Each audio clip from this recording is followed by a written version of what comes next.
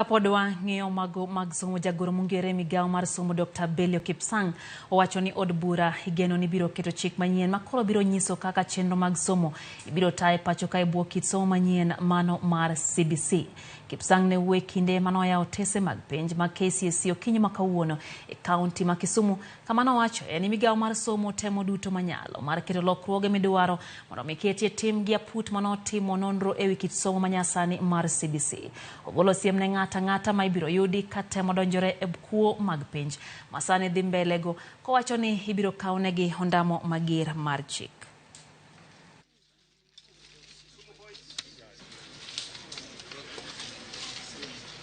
As soon as we are through the sessional paper, there will be a number of legislations that will be amended.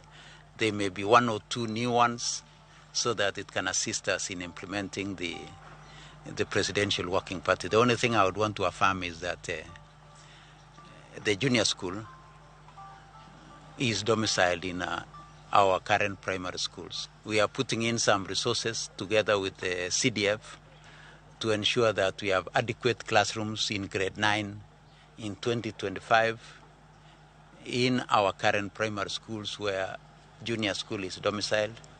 We are also working with CDF and other partners to ensure that we have integrated resource centers which will be useful for us in our Jogo modak gi ng'ol kod riwruoge moko ma ok